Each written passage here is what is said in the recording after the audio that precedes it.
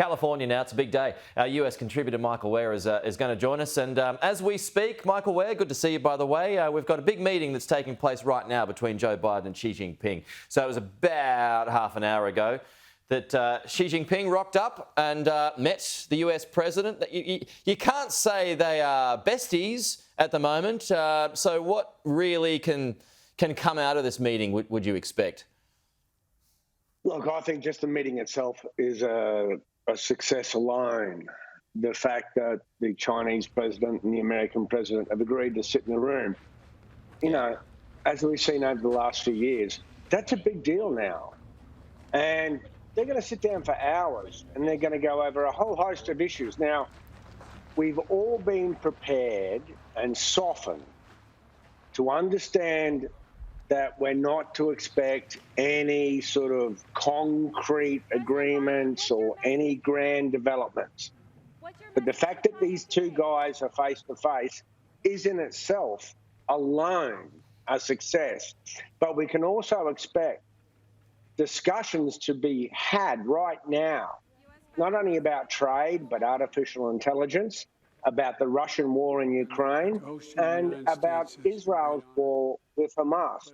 So it will be fairly broad-ranging. And if you've been monitoring Chinese state media, particularly the military media, you'll find that in recent weeks, they've started to tone down the nature of their dialogue in terms of hostility towards the US to finding some kind of military rapprochement. Is that a signal that China is willing to start a whole new era and begin a new conversation?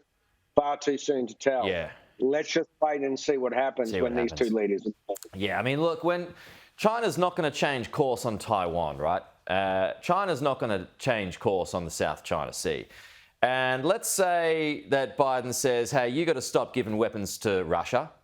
Wouldn't Xi Jinping then say, well, you got to stop giving weapons to Ukraine? And so you don't get anywhere. Well, yeah, I mean, that's kind of a stalemate, but that would depend on how wedded Xi, the president of China, is to Vladimir Putin and Russia. I mean, at the end of the day, historically, well, China aren't they Russia, closer though? Just on that point, and that's a good point. That's a good point, Michael.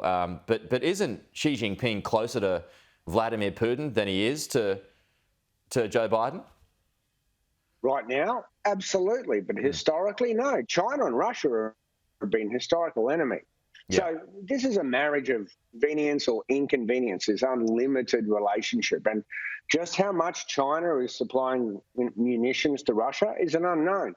It seems North Korea is providing more artillery shells to Russia right now than China. But obviously, that couldn't happen without China's acquiescence. So look, at the end of the day, Biden's a more important partner or adversary for President Xi than Vladimir Putin ever will be. Sure. And so on the note that you're talking about in terms of potential conflicts, America is really obsessed about talking about deconfliction, particularly in the South China Sea. When our planes are flying through, your planes can't bother us. Same with our ships. One of the key things that the US is seeking to come out of this meeting, and like we said, this is just a talk. Yeah. Yes, there's been lots of talks by public servants and experts leading into it, but this is just a chat. One of the key things we're hoping is to reestablish what in the old days we called the red phone. When there's a crisis between Washington, D.C. and Beijing, there's a red phone that the president can pick up, and he knows that the Chinese president will answer. And they want military-to-military communications. The new chairman of the Joint Chiefs has made significant outreach to his Chinese counterpart. It's about deconflicting. We might move in the same skies and the same seas, but we don't want an accident leading to something bigger.